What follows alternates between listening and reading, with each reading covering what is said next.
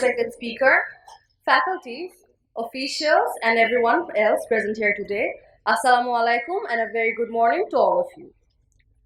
BUP Law and Moot Court Club has started a series of lecture for the benefit of the students for the better comprehension of legal knowledge. And I, Rafa Rabi, welcome you all to the very first lecture of this series. The coexistence and application of international and domestic law has always raised questions in people's mind. It has invoked arguments among the concerned whether Bangladesh is a monoist or a dualist country. Therefore, the topic of today's lecture is international law directly applicable in Bangladesh? Relationship between domestic law of Bangladesh and international law. Where we have invited one of the learned advocates of the Supreme Court of Bangladesh, Advocate Kawser Ahmed sir, to discuss the notions and enlighten the students about the relationship between domestic law of Bangladesh and international law. Without further ado, I'd like to request the President of BUP Law and Moot Court Club, Soed Marzouk Saqib, to convey his welcome speech and introduce the speaker among us. Thank you.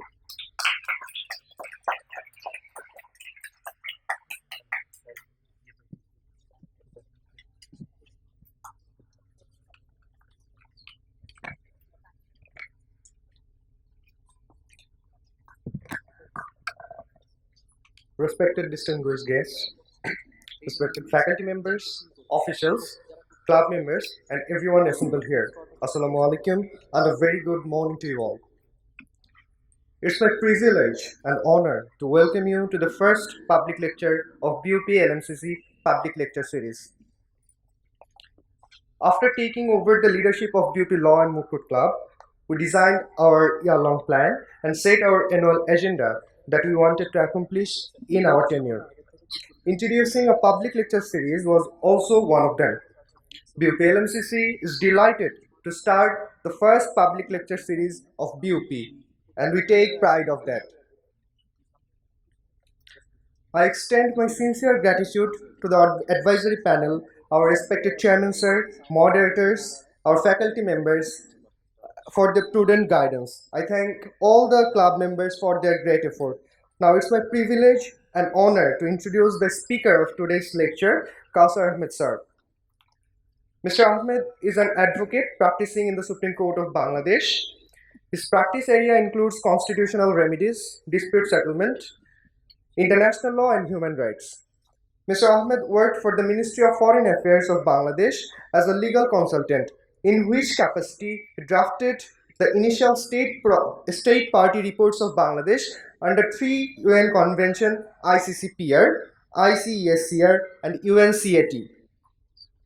In addition, he has drafted the National Report of Bangladesh for the second and third cycle of Universal Periodic Review UPR. Mr. Ahmed has worked with ILO, UNDP, IDLO, and the National Human Rights Commission of Bangladesh as a legal consultant. He is currently teaching the law and practice of International Court of Justice as an adjunct faculty at Jahangirnagar University, Dhaka. His research interest includes constitutional law, international law and organization, international dispute settlement, and human rights. Now I would like to request the speaker of today's lecture, Kawser Ahmed sir, to come up on the stage and deliver his lecture. Sir, the floor is yours.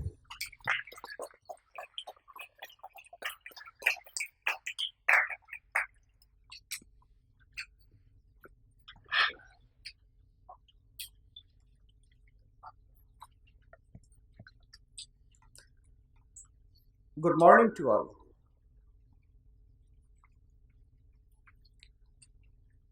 I am very happy because I have been invited to deliver a lecture on a topic on which I have been working for quite a long time in different capacities with different organizations, including the Ministry of Foreign Affairs. But before starting, I would like to thank Bangladesh University of Professionals, Moot Court Club, for extending the invitation and granting me such an opportunity. The topic of the lecture is the relationship between the domestic law of Bangladesh and international law. In a standard course on public international law, generally a module is dedicated on the relationship between domestic law and international law. And it's considered a romantic module, I think, because it's full of complexities but expressed in rather simplest terms. The complexity with international lawyers generally express uh, in two words: dualism and monism. Um, I don't know to what extent these terms can capture the complexities of the relationship between international and domestic law, but they are quite appealing.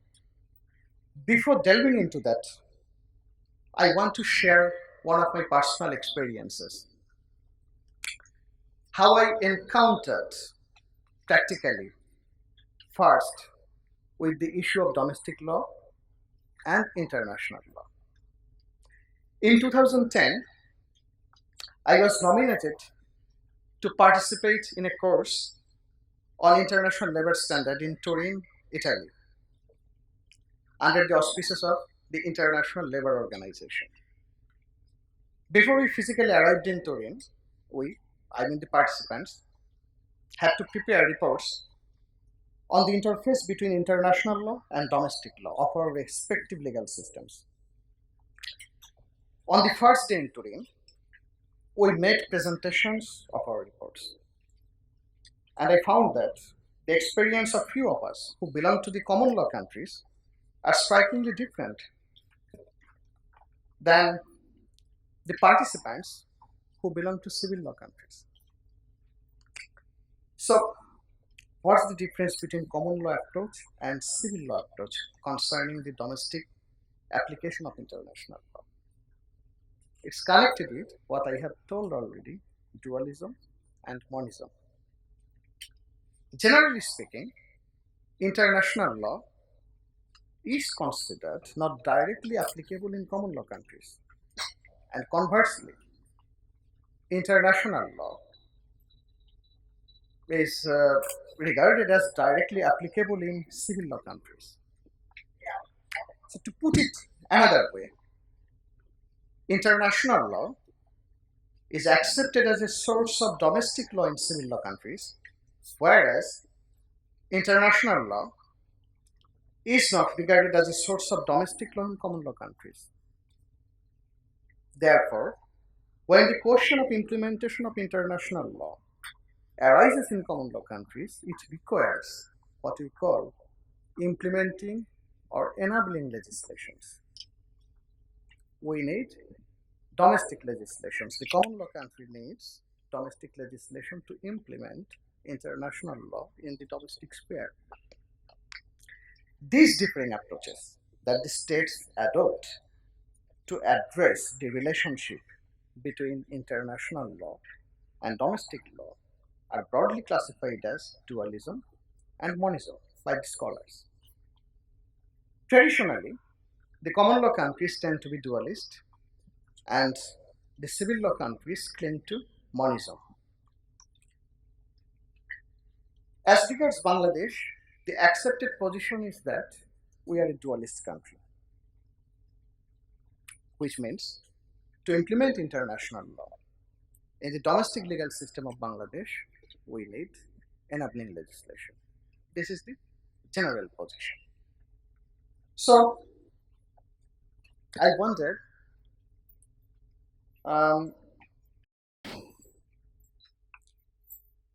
at this point, you may be quite inquisitive as to the practical significance of this relationship.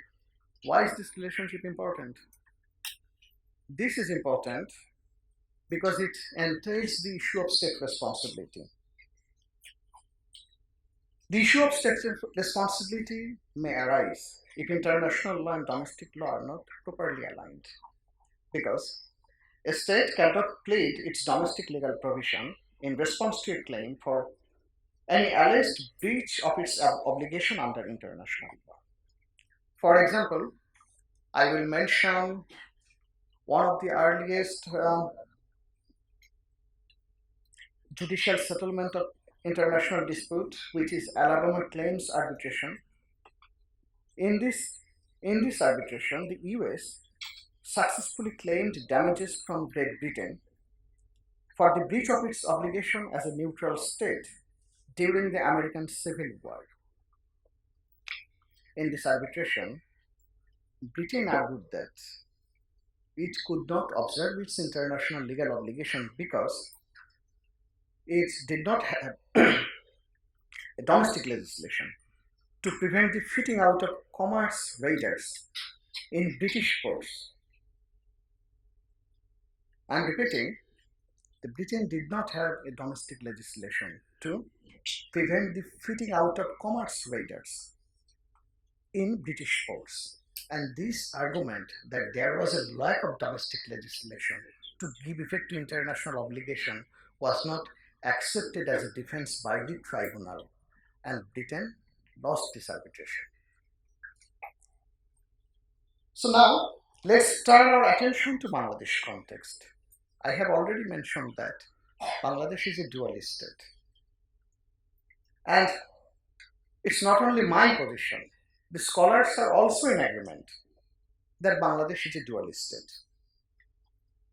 Recently, I have conducted research on this topic, and I have found that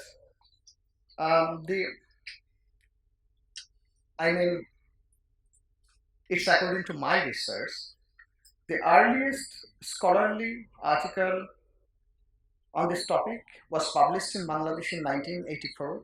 It was authored by Mr. Syed Mainuddin Hussain and Muhammad Mahbubul Haq Juwaddar. And later on, number of scholars contributed to this topic.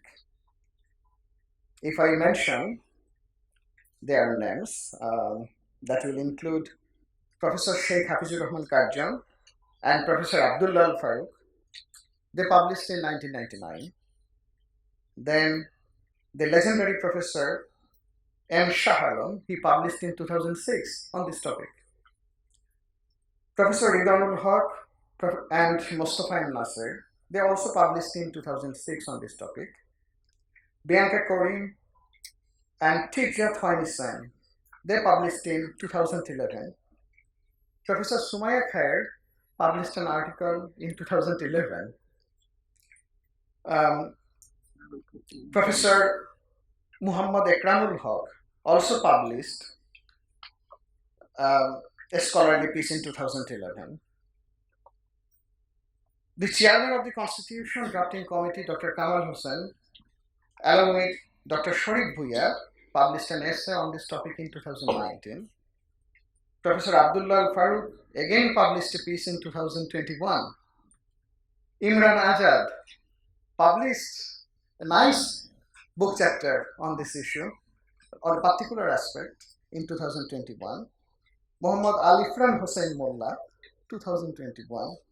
And all of them generally agreed that Bangladesh is a dual state. However, Professor Muhammad Ikramul Haq has recently observed that the Supreme Court of Bangladesh is inching towards monism through judicial activism. He initially accepted that Bangladesh is a dual state, but he is thinking that the Supreme Court of Bangladesh, through its judicial activism, is getting closer to monistic approach.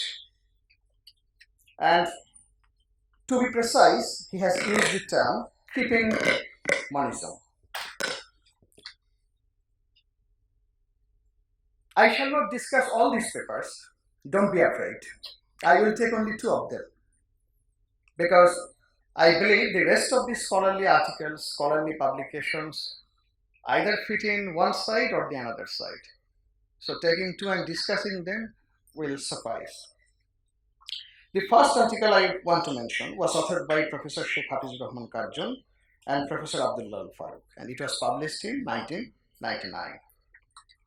The title of this article is The Status of International Law Under the Constitution of Bangladesh. And the second piece of scholarship was authored by Dr. Kamal Hussain and Dr. Sharif Bhuiya. Dr. Kamal Hussain and Dr. Sharif Bhuiya published exactly after 20 years of the article authored by Professor Karjun and Professor Farooq. And interestingly, these two sets of scholars have provided a diametrically opposite explanation as to why Bangladesh is a dualist state.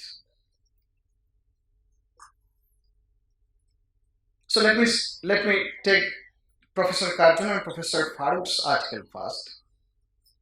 According to them, Bangladesh adheres to dualism regarding domestic implementation of international treaties.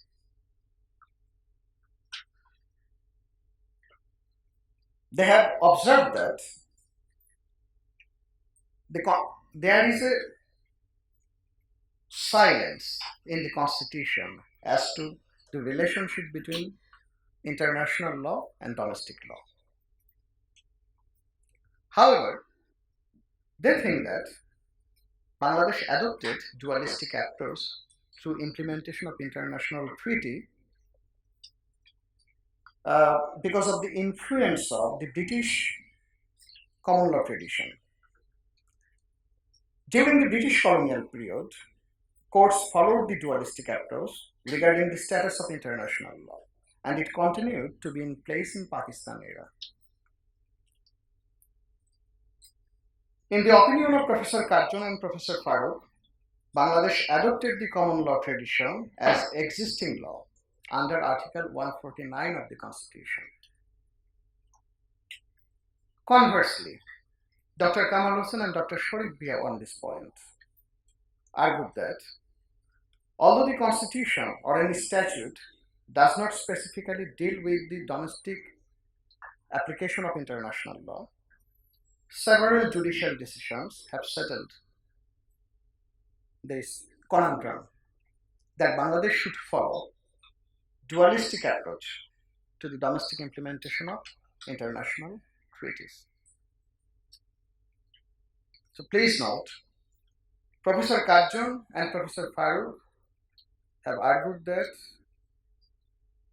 we follow dualistic approach in respect of international treaties because we are influenced by common law tradition, and that has been internalized through the concept of existing law incorporated in Article 149 of the Constitution. Whereas Dr. Kamal Hussain and Dr. Sharif Bhuiya thinks that this position, this issue, this question has been settled through judicial decisions, through the decisions of the court. Then again, about customary international law, Professor Karjun and Professor Farooq hold that judicial decisions have clarified that customary international law forms part of Bangladeshi laws. However, any given customary international law should not be contrary to the constitution or statutory laws. And Dr. Kamal Hussain and Dr. Sharif Bhuiya differed with Professor Karjun and Professor Farooq on this point also. Dr. Kamal Hussain and Dr. Bhuiya think that Bangladeshi court should follow English common law principle, English common law tradition, that customary international law automatically forms part of Bangladeshi law, as long as there is no inconsistent domestic legal provision. So, it's obvious that Professor Karjun and Professor Farooq and Dr. Kamal Hussain and Dr. Sharif Bhuiya have presented contradictory arguments to explain why Bangladesh adheres to dualism in respect of implementation of international law. To be precise, international treaty and customary international law. So, what's my position? I beg to differ with both of them, both the groups. And why? Because I think that Professor Karjun, Professor Farooq's views, and Dr. Kamal Hussain and Sharif Bhuiya's views I think they have provided inadequate explanation why we follow dualism. These explanations are not sufficient. And one of the reasons is um, for example, Professor Karjun and Professor Faruk's explanation that Bangladesh's dualist approach to implementation of international treaties can be attributed to English common law tradition through the incorporation of the term existing laws in the Constitution looks far-fetched. Because, first of all, no such intention can be identified from the deliberation that took place in the Constituent Assembly. The framers of the Constitution never expressly stated, never discussed that we want to incorporate common law tradition within the constitutional normative framework of Bangladesh. And moreover, the term existing law in the Constitution refers to all laws that were in force immediately before Bangladesh's independence on 26 March 1971. And the existing law expressly does not refer to any tradition. And we have a definition of law in the Constitution. So if we read together, it becomes clear that there was no intention on the part of the framers of the Constitution to incorporate a legal tradition within the constitutional normative framework of Bangladesh. It's one of the reasons I disagree with the views of Professor Karjun and Professor Faruk. Now, I will explain my disagreement with the second set of scholars, namely Dr. Kamal Hossain and Dr. Sharif Bhuiya. Their argument is the domestic application of international treaties was settled by judicial decision. And to me, it does not appear to be a fact. Because Dr. Kamal Hossain and Dr. Sharif Bhuiya have mainly based their argument on the Qazi Mukhlesur Rahman case. And Qazi Mukhlesur Rahman case was decided in 1974. And if you do a little bit research, you will find evidence that Bangladesh has been following actually dualist approach before 1974. For example, I'd like to mention the Asian Development Bank Order 1973. It was enacted to implement the agreement establishing Asian Development Bank 1965. It's an international treaty. So,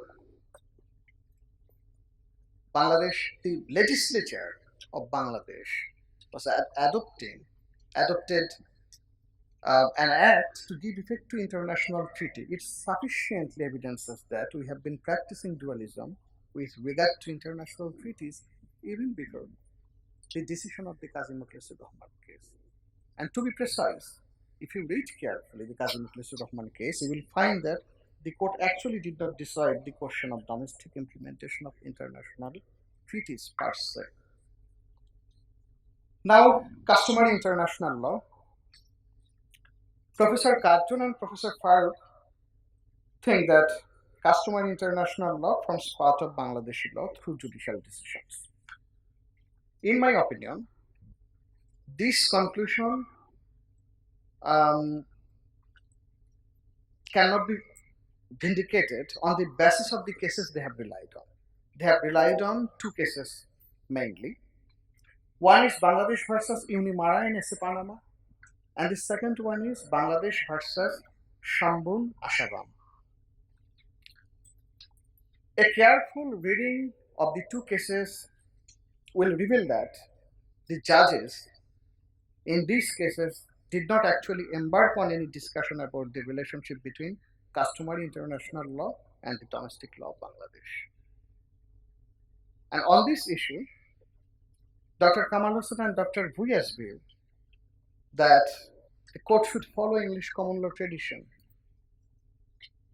with regard to the application of customary international law, and I have already argued that why that view cannot be accepted.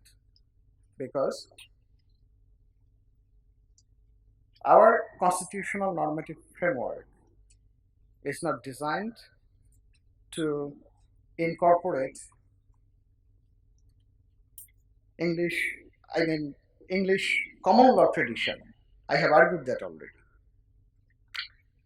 But in addition to these criticisms of mine, I think that these views can also be criticized for their failure to establish any convincing nexus with the Constitution. And why is that important?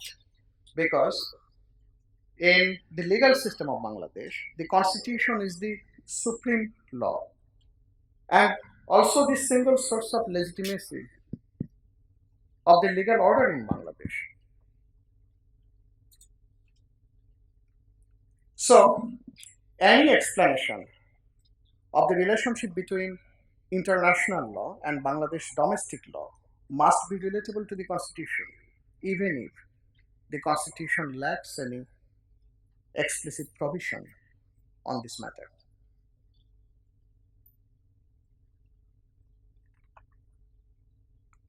Now the question is how we can establish the nexus even though there is no express constitutional provision dealing with the matter. And for that, we will need a deep structural reading of the Constitution. Why? Because the relationship between international and domestic law is not defined by international law. It's the legal system of a country that determines the modality of such relationship. The most fundamental issue concerning the status of international law in a legal system is the enforceability. Since the Constitution in our country is the grand source of legitimacy, the enforceability of international law in our legal system will depend on the theory of legislation and envisaged by our Constitution. We have to look to the theory of legislation. So by theory of legislation, I mean the constitutional normative framework by which it identifies what body of norms is to be recognized as laws in Bangladesh. The issue of administrative implementation or the judicial enforcement of international law arises only when an international norm or rule conforms to such theory of legislation and attains the status of law. So if I phrase the question in a different way, it would be like whether the Constitution recognizes international law as a source of domestic law in Bangladesh. Does it?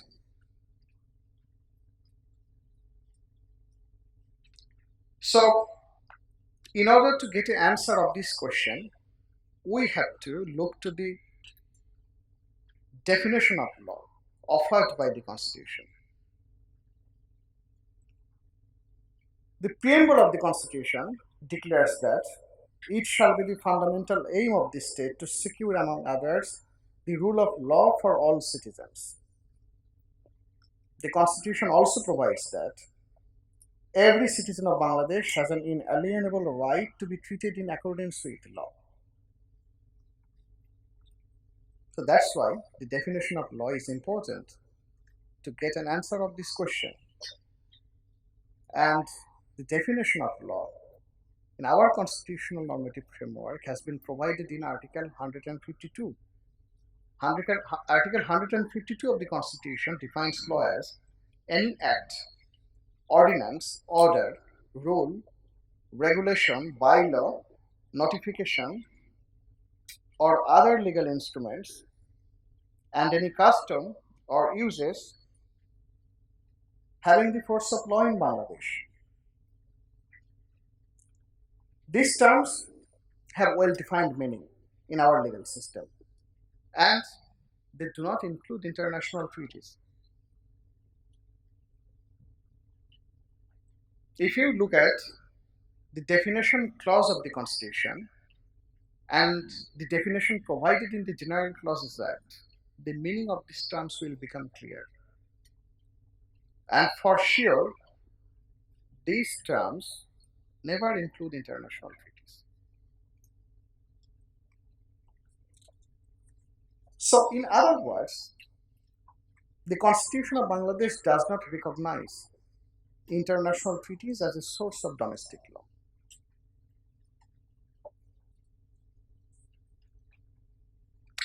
So, one thing has been settled now, that international treaties cannot become a source of domestic law in Bangladesh. Next question is whether the executive, the administrative authorities, or the judiciary can directly apply international law, international treaties, in discharge of their functions under the Constitution. Let's look at the relevant provisions of the Constitution again.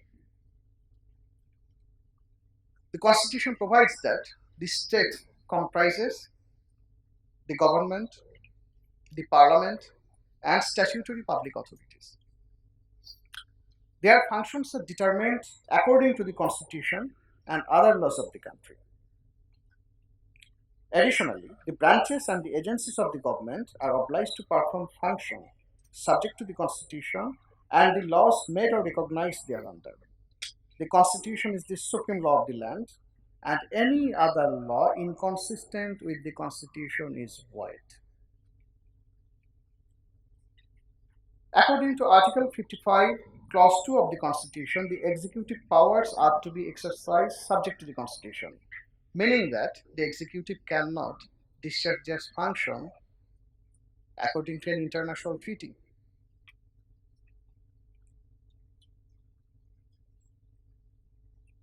In the same vein, the establishment and jurisdiction of courts and tribunals are governed by the Constitution and the statutory laws of the country. For instance, Article 101 of the Constitution deals with the powers and functions of the Supreme Court, and it provides that the Supreme Court shall have such jurisdictional powers as are conferred on it by the Constitution and the domestic laws. Article 114 and 117 respectively provide for establishment of subordinate courts and administrative tribunals by law. Thus, the Constitution does not envisage that the courts and tribunals in Bangladesh will directly enforce international treaties. This analysis makes it clear that the international treaties cannot be applied directly by any branch of government or any statutory public authorities in absence of implementing legislation under the normative constitutional framework of Bangladesh. Therefore, my conclusion is, it's not the common law tradition or judicial precedents, but it's the constitutional design of Bangladesh that determines that we have to follow dualism to the implementation of international treaties and nothing else. And I have come to the conclusion from the structural reading of the Constitution. Constitution does not expressly provide anything, but if you understand the design of the Constitution, then you are left with no choice.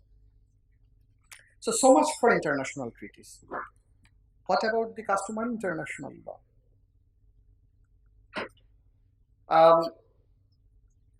Well,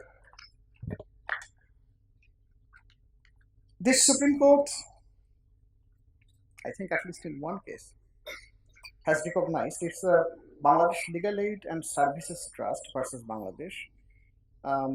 It was deported in 2011.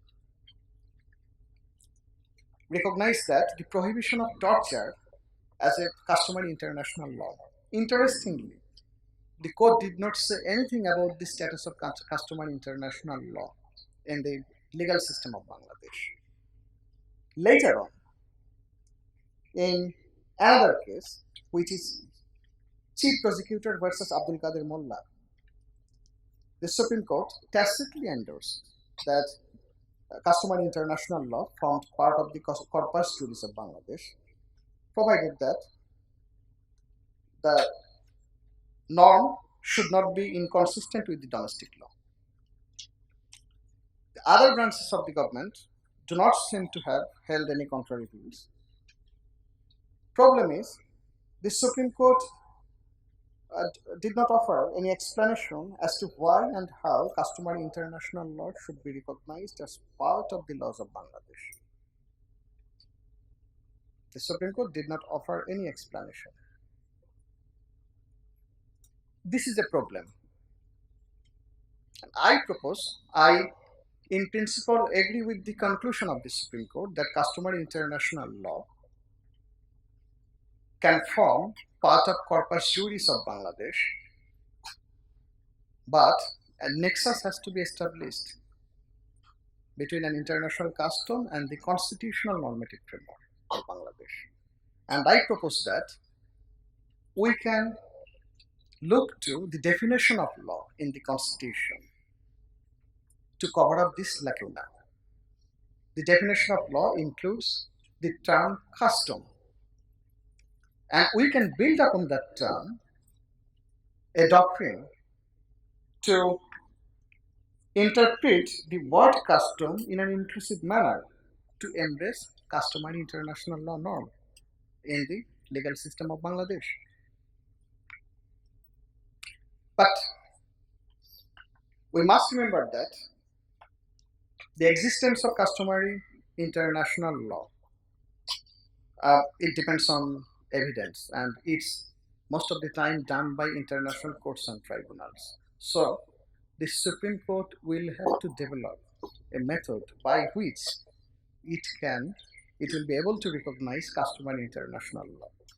It's not something that this is customary international law and I'm going to apply it in this case.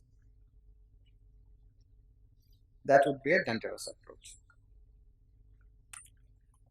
Finally, I'd like to briefly shed light on the modalities of domestic implementation of international law in Bangladesh. Our constitution does not envisage any particular class of legislation as necessary for domestic implementation of international law. As a result, international law can be implemented in Bangladesh through both primary and secondary legislations, as well as the constitution. The government of Bangladesh, in its several initial state party reports submitted to international human rights treaty bodies, has simply mentioned that the constitution, together with other laws, give effect to those treaties in the domestic sphere. In this connection, I would like to mention the United Nations Security Council Act 1948. This act aims to implement the measures adopted by the Security Council under Article 41 of the UN Charter through a mixed regime comprising both primary legislation and secondary legislation. Under this act, the act is a primary legislation, the government can implement necessary measures to give effect to the UN Security Council resolution through orders published in the official gazette. The orders are subordinate legislations. So a mixed regime can also be employed. The Constitution also does not require the government to adopt specific legislation for every treaty Bangladesh has concluded or will conclude. Laws already in force may suffice to implement international treaties concluded later if their respective mandates match. Moreover, a particular piece of legislation may be designed to implement multiple treaties. By contrast, a single treaty can be implemented through multiple legislations. For example, the Constitution, along with a few other laws, give effect to the provisions of the Convention Against UN Torture and other cruel, inhuman, or degrading treatment or punishment in Bangladesh. It is also not required that the implementing legislation should expressly mention which international law it intends to give effect to. Nevertheless, the Parliament in recent years has passed several legislations specifying in their preambles the international treaties they intend to implement. Lastly, I turn to the question whether the courts of Bangladesh can declare any norms of international law as part of the corpus juris of state and then enforce it. Article 111 of the Constitution provides the law declared by the appellate division shall be binding on the High Court division, and the law declared by either division of the Supreme Court shall be binding on all courts subordinate to it. So, arguably, the language of Article 111 leans towards the declaratory theory of precedent, which means the decisions of the judges do not derive from the lawmaking power. They only constitute evidence of what the law is. In other words, the judges in Bangladesh are not supposed to make law, but only to find it.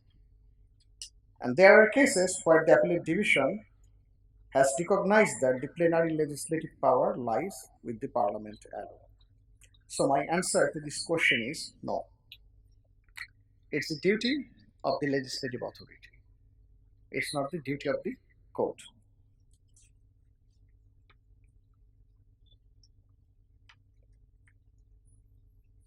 So we are almost at the end of the lecture. So I want to wrap up now. I have argued the Constitution does not envisage international treaties as a source of domestic law, and application of international treaties requires implementing legislation. But despite this constitutional limitation, our Supreme Court on various occasions referred to international treaties in their judgment.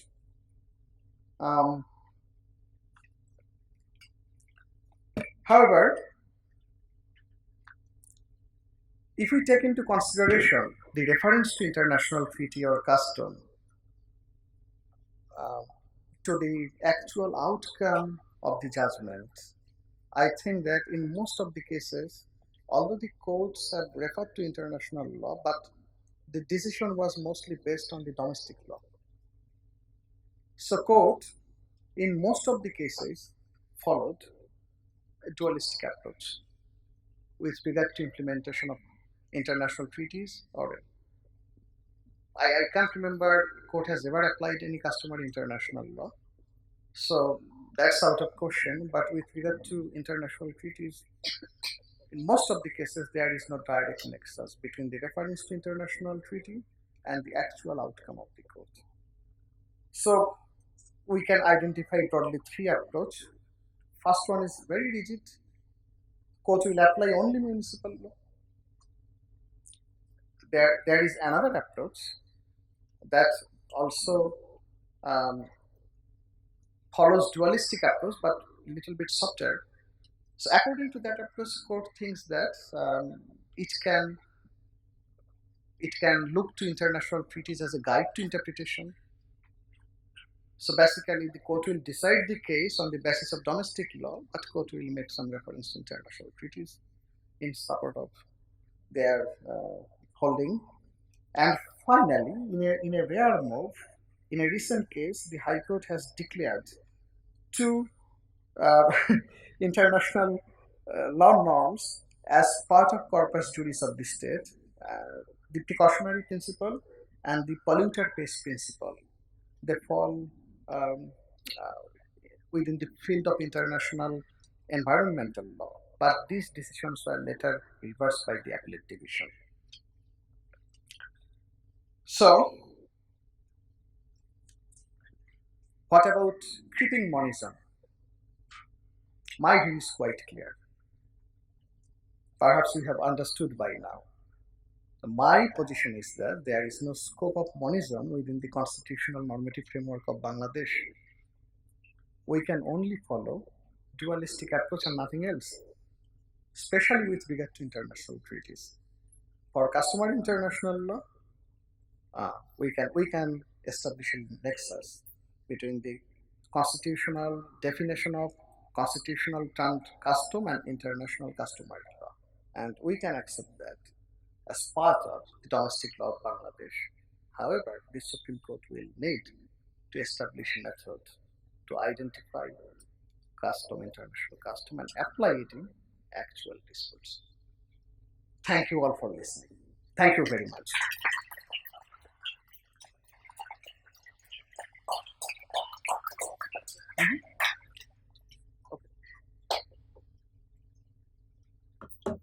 Thank you so much, sir, for such an informative lecture. I'm pretty sure everyone here today has benefited a lot. I'd like to request the Vice Presidents of BUPL and Moot Court Club, Sohanur Rahman and Arnab Sanjar Ilma, to provide our speaker with a token of gratitude.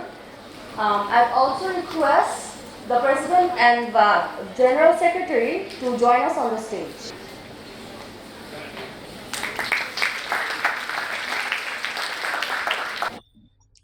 Now I'd like to request the General Secretary of BUPL and Moot Court Club, Mashaba, to give her vote of thanks.